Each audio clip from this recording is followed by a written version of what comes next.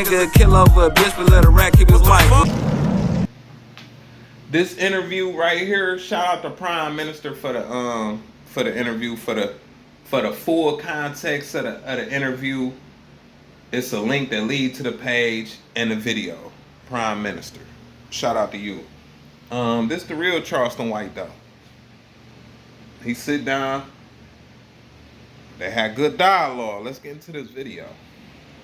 To be a man of responsibility and accountability. First being responsible for my own self-actions and then holding myself accountable when I know I'm wrong.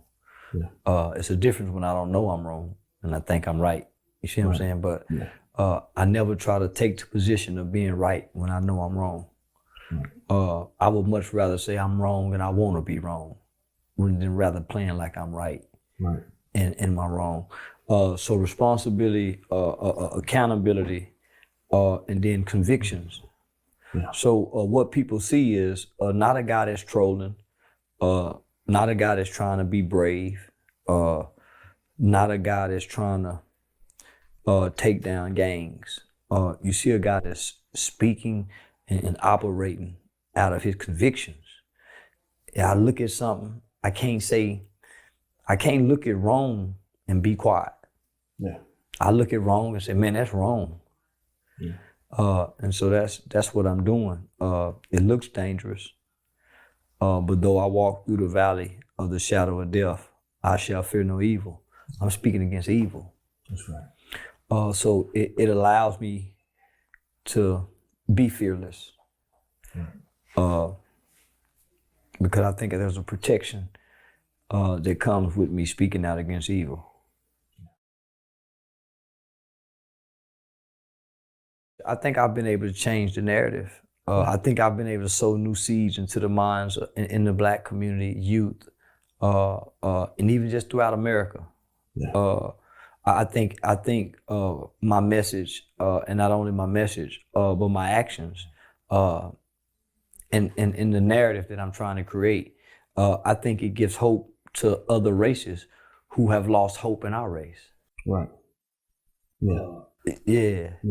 So, and in the process, my hope is that the self-love, this self-tough love that I'm trying to exhibit amongst Black people will do just what the civil rights generation did. It bridged the gap amongst all races. Excellent. Yeah, that Black love unifying everybody. That's right.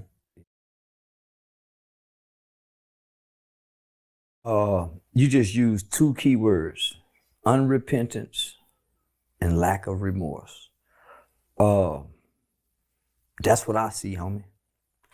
Lil Boosie, as a rapper, is one of my favorite rappers.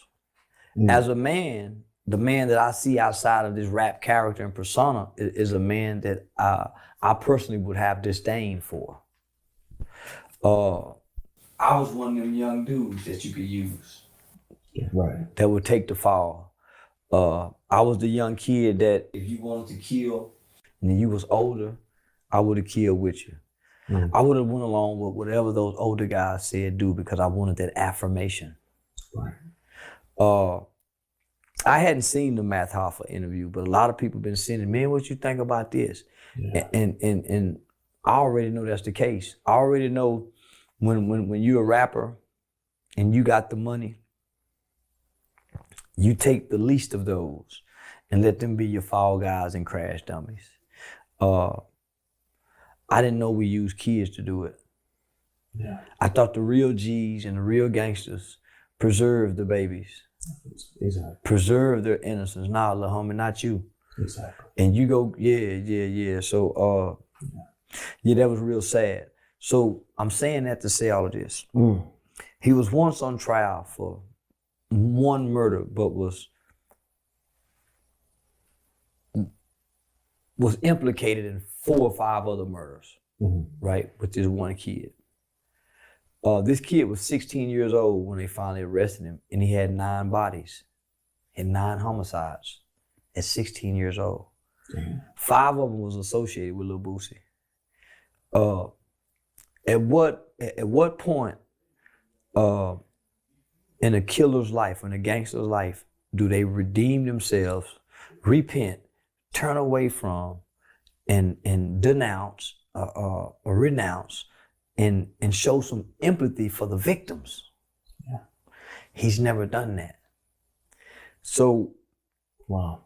To see this arrest and see the links in which that our law enforcement went to make this arrest, to law enforcement, I think it gives solace. May not brings peace, but I think it gives solace and comfort to those victims who feel like he may have gotten by, because you never get away. Right.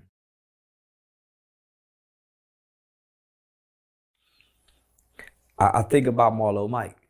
And I think about Marlo Mike because I'm a youth advocate who worked tirelessly and spent years partnering with lobbyists and other youth advocates throughout America, working to get juvenile life without parole abolished in this country, where it's not an automatic sentence given to young youthful offenders, and taking in consideration the mitigating factors that may have led this kid up to commit these type of crimes.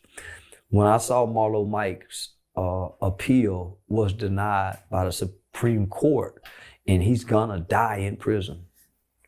He's gonna die in prison from something that he's done from age 12 to 16. 9 people killed. Yeah. Something's wrong with Lil Boosie, right? Yeah. You see where I'm going with this. Something's wrong with it, because like I'm thinking about the Vlad interview. It's almost like he's boasting about it. Come on, homie. Something's wrong. Yeah. Question: do you think he lost his soul at some point along the way in his life? Yeah. He don't have no soul. Yeah, I think so. He makes a lot of references to God, but I think that internal struggle in war, homie, at some point you have to repent. You have to repent, yeah. You got to. I remember telling my brother, and this is, man, I thank God for our mother, because we wasn't, me and my brother killed somebody. I participated in the killing. Man, we ain't no killers. Right. We got in situations where somebody came up dead. But my brother killed somebody. He killed another street guy who pulled the gun out on him, made him beg for his life. I mean, shamed him real bad publicly, you know. But my brother was a kid when he done this. Mm-hmm. The guy was a little older, was an adult. My brother took his life. My brother was sentenced to 99 years in prison for this crime he committed at age 17. 25 of those years, I never heard my brother mention or make no reference to God. And we have a godly mother. Mm. Man, we ain't raised like this. We've never been, so I remember, see, I got to meet my victim's family. I got to meet these white people, homie. They forgave me, man. We cried together. So there was an exchange of something, right?